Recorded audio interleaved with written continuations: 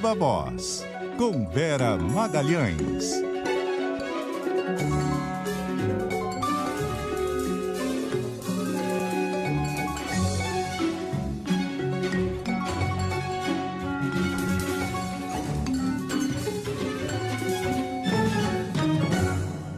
Vera Magalhães, boa noite. Traga sua viva voz para todos aqueles que acompanham o nosso ponto final nos mais diversos pontos deste país afora, apreciando uma bela paisagem neste fim de tarde, e é na montanha, no mar, na praia, na cidade, no concreto, no mato, no verde, assim como, só como exemplo que vocês não estão vendo, mas Marcelo Remy desceu do prédio e foi até a praia de Iracema, em Fortaleza, para tirar um belíssimo pôr do sol para gente. Que privilégio. Ouvindo o ponto final e pisando na areia e vendo o pôr do sol.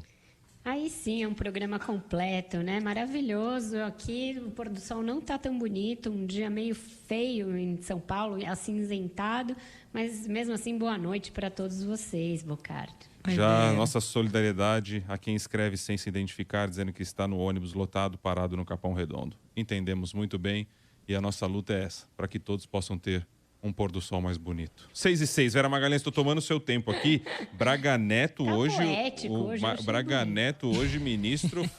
Hã? Você tá poético, gostei. Poético como ministro Braga Neto. Ele nem tão poético, né? Ele não nos brindou com palavras tão acolhedoras e de paz como você.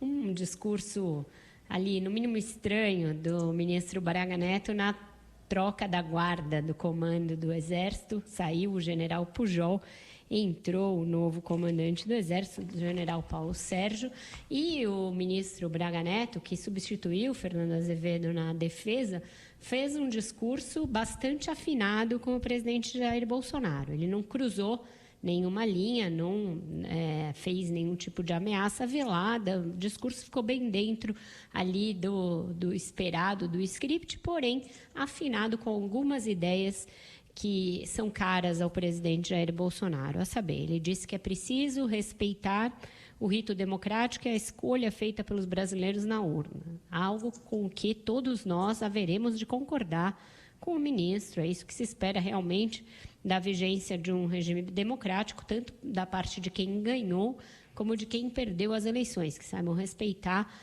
a escolha dos eleitores e respeitar o rito democrático.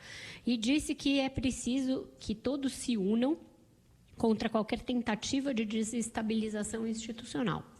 Já causa uma certa espécie do que exatamente o ministro está falando, de quais tentativas de desestabilização institucional ele está falando. E aí é que o ponto que mais me chamou a atenção, quando ele diz que é preciso evitar que se altere o equilíbrio entre os poderes. E aqui ele claramente está fazendo uma crítica velada ao Supremo Tribunal Federal, que tem sido muito presente, muito ativo em contrapor o presidente em vários aspectos, no decreto de armas, na decisão da ministra Carmen Lúcia para que o presidente da Câmara, Arthur Lira, se manifeste sobre os pedidos de impeachment apresentados a ele, no pedido recente de ontem da ministra Rosa Weber para que o presidente se explique sobre adversários e jornalistas que estão sendo processados com base na Lei de Segurança Nacional.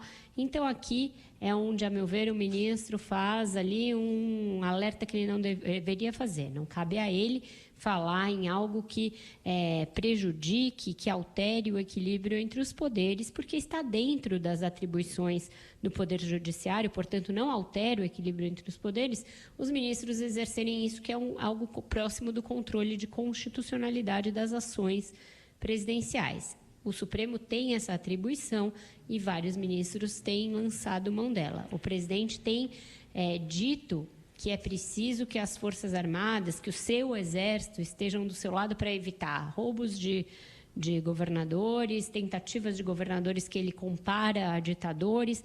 Então, é preocupante que o ministro faça um discurso que fica ali no limite de comprar uma certa retórica do presidente, tanto contra outros poderes como contra governadores de Estado. Mas quando você compra, Carol, não, só ainda para pegar esse assunto, me perdoe. Estou aqui deixando mais popular, digamos assim. Você compra um produto, esse produto é mutante, esse produto tem vida. E aí você precisa fazer uma avaliação desse produto, você precisa ver se ele está funcionando bem. É uma coisa meio assim, né? Não é porque você fez uma escolha na última eleição e que aquilo está isento, blindado de tudo e nada pode ser feito.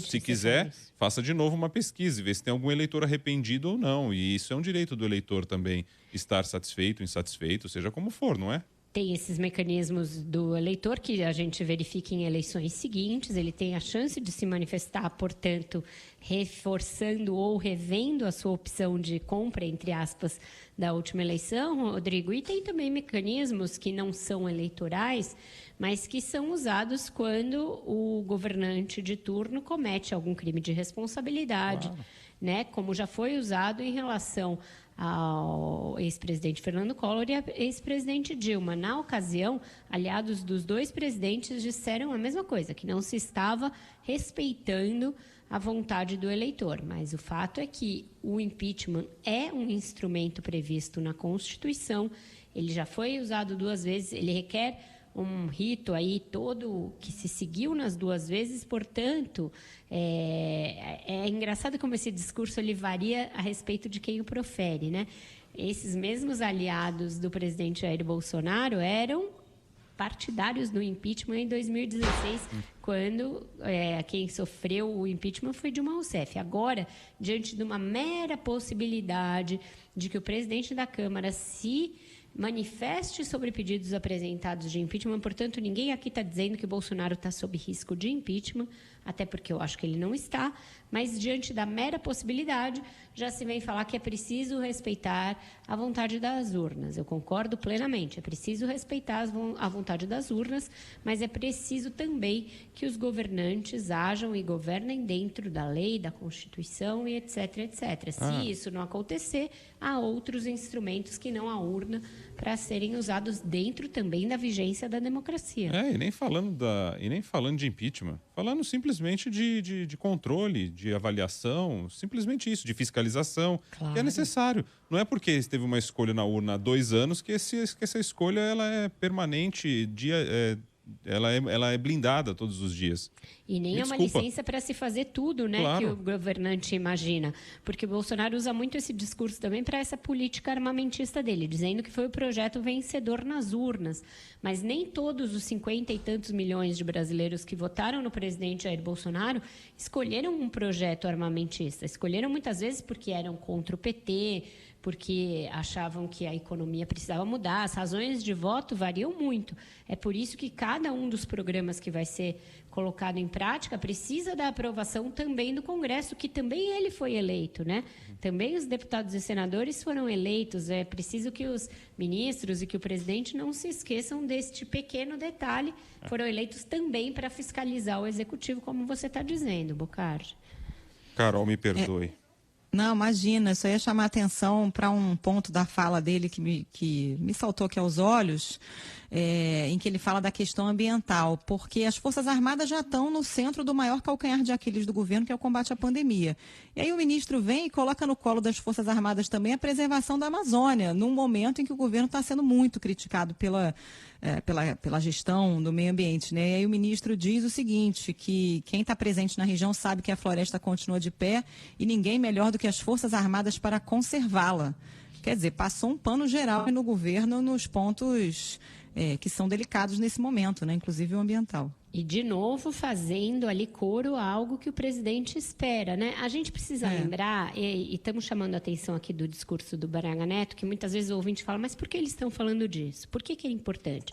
Porque uma das razões para ele demitir o ministro da Defesa e ter pedido a cabeça do comandante do Exército foi justamente porque ele achava que essas 2 peças das Forças Armadas não estavam defendendo o governo como deveriam. E aí vem o Braga Neto e fala da questão da relação entre os poderes e da democracia e também da questão ambiental, que é uma outra questão em que o presidente está na berlinda, Carol. Muito bem lembrado por você isso. Ele, quando faz esse discurso, é um discurso bem antigo das Forças Armadas, esse da soberania territorial, da soberania nacional do Brasil e do suposto risco que ingerência internacional traria essa soberania no caso da Amazônia. Eles têm essa visão já muito arraigada desde os anos 1970, ela persiste, eles estão fazendo realmente o controle das fronteiras, por isso eles dizem que eles estão presentes na região, e o vice-presidente da República, Hamilton Mourão, que é um general, é o presidente do Conselho da Amazônia. Então, de fato, os militares estão muito próximos, muito embrenhados nessa questão ambiental, e eles comungam da visão do Bolsonaro de que qualquer cobrança em relação ao Brasil, pelo desmatamento, pelo aumento das queimadas, fere de alguma maneira a nossa soberania. Isso vai ser um assunto que vai ficar muito presente, muito candente nos próximos dias e semanas, porque começa em 2 dias a cúpula do clima extraordinária proposta pelo presidente Joe Biden, na qual o Brasil é quase o principal personagem em termos negativos. Isso vai dar muito pano para manga, o presidente vai falar provavelmente a respeito. Tem aí muita pressão sobre os Estados Unidos para que não negociem com o Brasil, a não ser em caso de propostas muito firmes e diretrizes, compromisso com diretrizes muito fechadas ali de redução de emissões, de redução de desmatamento. Então, esse assunto é um assunto delicado, sensível do momento, e nesse caso também o Braga Neto tenta ficar bem na fita com o Bolsonaro ao tocar nesse assunto. O relatório ontem da Amazon que será usado nesse encontro é vergonhoso, escandaloso, né? Não o relatório, mas o que aconteceu, o que constata o relatório. Num mês você ter triplicado o número de desmatamento no país, e aí no entorno disso toda essa questão do ministro Ricardo Salles defendendo madeireiro, sim, a questão do policial federal, do delegado afastado. Não é um cenário bom, sem dúvida nenhuma. Mas acho que você já falou sobre isso, né, Vera? A gente pode ir para um outro assunto? Podemos. Só desse assunto hoje, o que teve foi essa pressão dos artistas nos Estados Unidos e pressão de empresários aqui no Brasil, Bocardi, que pode ajudar o governo a entender que o buraco é mais embaixo. Quando os próprios empresários estão dizendo que a nossa má situação climática e ambiental coloca em risco os seus negócios, aí pode ser que o presidente escute. E agora tem que dar satisfação para a ministra Rosa Weber também, com relação à Lei de Segurança Nacional, o presidente Jair Bolsonaro. Essa deve ser uma das outras razões pelas quais ele está irritado, ele tem estado muito irritado, e que o Braga Neto fez esse discurso para ficar no mesmo lado que o presidente, porque a ministra Rosa Weber deu um prazo para o presidente se manifestar sobre tentativas de implicar jornalistas e opositores do governo na Lei de Segurança Nacional por ataques à honra e difamação, etc., contra o presidente da República. Então, é mais um caso em que o Supremo está chamando o Executivo a dar satisfações. Ela tomou essa decisão ontem, o presidente tem aí alguns dias para prestar esses esclarecimentos, e é algo que atinge também o Ministério da Justiça, de onde vinham emanando essas tentativas de enquadramento de jornalistas e de opositores com base na Lei de Segurança Nacional. A gente sabe que essa lei está sendo questionada, ela está sendo questionada em ações no próprio Supremo. Essa ação em que a ministra se manifestou é uma ação da ABI, Associação Brasileira de Imprensa, que mostra um aperto de torniquete à liberdade de imprensa e à liberdade de expressão no Brasil, aponta alguns casos, vários casos, e ela cobrou a presidência da República a esse respeito. Tem vários projetos para revogar ou rever a Lei de Segurança Nacional, e agora os bolsonaristas tentam manter a lei em alguns aspectos que ela continue válida, entre eles um que enquadre como crime qualquer acusação ao presidente da República. Bom, e aí falando de pandemia, Vera, o presidente continua espalhando desinformação. O YouTube, inclusive, retirou do ar um vídeo daquela live do Bolsonaro em que ele falava sobre nebulização com cloroquina, né? tirou do ar, mandou tirar o vídeo do ar de uma daquelas lives semanais. Essa nebulização com cloroquina é um dos procedimentos mais bizarros que a gente viu aqui no curso de 1 ano e 3 meses da pandemia. Foi feita no Rio Grande do Sul, resultou em mortes, tem processos lá contra os médicos responsáveis por isso. E o Bolsonaro, antes desse desfecho trágico, chegou a defender o procedimento, defender os médicos que já haviam sido afastados, dizendo que cabia ao médico e ao paciente combinarem o procedimento entre eles, quando a gente sabe que não é bem assim.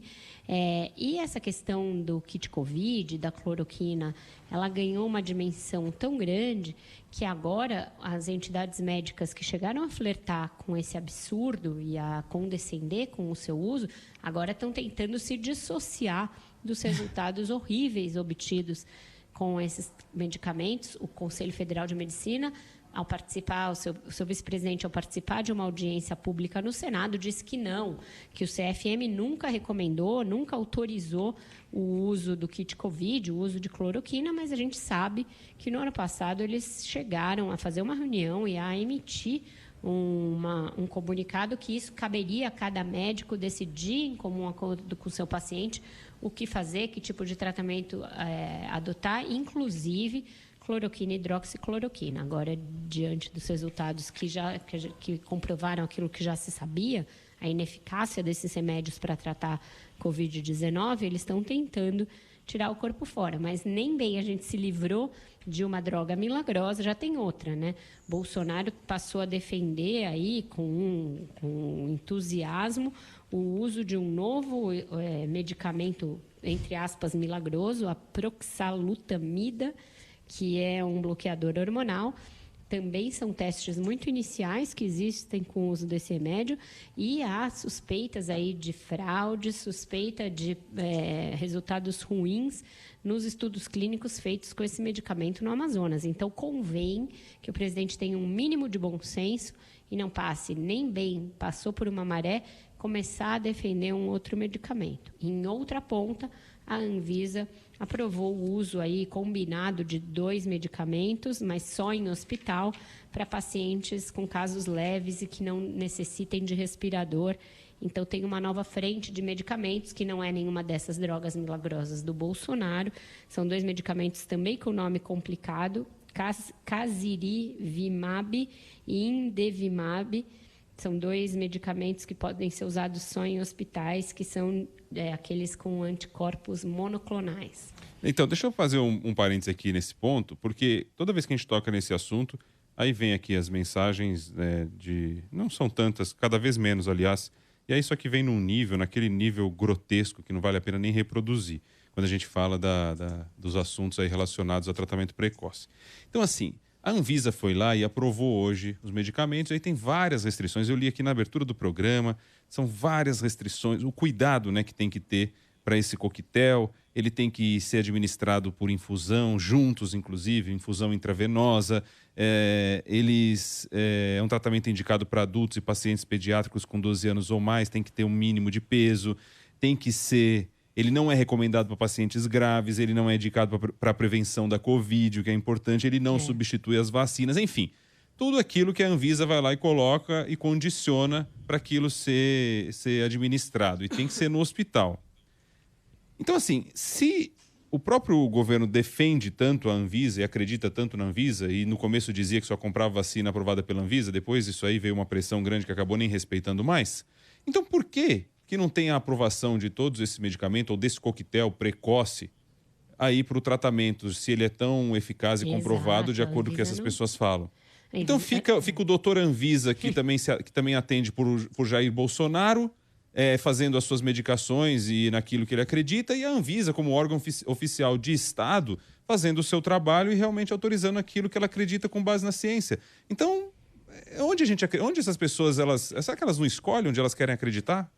Eu acho que todo mundo gostaria que tivesse um medicamento eficaz para a Covid-19. Eu, você, quem está nos ouvindo, a Carol, certamente nos pouparia muito do sofrimento que a gente está tendo de perder amigos, perder familiares. Se houvesse, o mundo inteiro já estaria adotando com um protocolo. Não existe ainda. Existem estudos dos mais diferentes medicamentos que abordam diferentes formas de tratar a Covid, inclusive com combinações de coquetéis, mas nenhum deles ainda tem a eficácia comprovada. Este que a Anvisa está aprovando agora para uso emergencial em hospitais, com todas essas características que você listou, Rodrigo, não tem nada a ver com aquele kit Covid. É importante que o nosso ouvinte distingua isso. Ninguém vai chegar na farmácia e comprar esses medicamentos que a Anvisa está aprovando. O que era o risco do kit Covid, aquele outro recomendado pelo Bolsonaro, era que eram medicamentos que você comprava com receita nas farmácias. Inclusive, a gente já mostrou aqui a explosão de vendas desses remédios para usos que não são aqueles da sua bula, que foram muitas vezes feitos por pessoas sem um acompanhamento médico devido, na sua própria casa, pessoas que não sabiam que tinham condições que poderiam gerar efeitos adversos desses remédios, questões hepáticas, questões cardíacas. Então, é importante que o ouvinte não confunda as duas coisas. A Anvisa está dando um crédito para que hospitais ministrem esses remédios aí para quem não vai precisar ser entubado, quem não tem nenhum problema grave de comprometimento dos pulmões, isso é importante, para o uso desses anticorpos monoclonais para tentar simular uma resposta imune que ajude o paciente a melhorar de casos leves de Covid. Se funcionar, se tiver efeito nos hospitais, se isso desafogar as internações, inclusive internações em UTIs, terá sido uma excelente notícia. Mas isso nada tem a ver com o milagre da semana que o presidente parece esperar e fica sempre vendendo ilusões. Uma hora é spray nasal de Israel, uma hora é o negócio do ozônio retal, uma hora é cloroquina, agora é esse outro medicamento que ainda não tem nenhum estudo clínico fechado. Então, é com isso que a gente tem que ter muito cuidado e que o presidente, como autoridade máxima do Brasil, deveria ter mais cuidado ainda. E o José Carlos Félix, que escreve aqui com palavras pesadas, e ele é de 67, da Goiânia, né? Ele vai lá, ele acredita nisso tudo. Vai lá e bate na Anvisa, em vez de ficar escrevendo pra gente. Me desculpa, mas bate na Anvisa. Fala, Anvisa, por favor, aprova que esse aqui também, porque esse aqui o presidente diz que é legal. Vai lá. Por favor, tome cuidado com toda a sua crença. Medicamentos não são um Deus, não são uma religião em que você se ajoelha num altar e acredita. É preciso que tenha médicos recomendando, médicos acompanhando. Então, por favor, devagar ao transformar remédios em categoria quase religiosa, por favor. Vamos para a música que é melhor. Este é o melhor remédio para o momento. A Carol que escolheu hoje, né, Carolzinha? A gente estava falando sobre a carta assinada por várias celebridades, né, endereçada ao Joe Biden. O Gilberto Gil assina essa carta junto com outros artistas aí do mundo todo. Eu lembrei dessa música que ele lançou esse ano, que se chama Refloresta, é do Gil com o Ben Gil e o trio Gilsons. Foi para uma campanha do Instituto Terra, se chama Refloresta, tem a ver, né? Manter em pé. Até amanhã, pessoal. Que alguém virá derrubar o que resta. O jeito é convencer quem devasta a respeitar a floresta. Vamos tentar convencer. A gente vai dia a dia tentando convencer quem devasta para reflorestar. E quem defende também, quem devasta, que passe a ajudar e incentivar a reflorestar. Beijo, Vera Magalhães. Beijo, queridos. Até amanhã. Valeu. Tchau, Vera.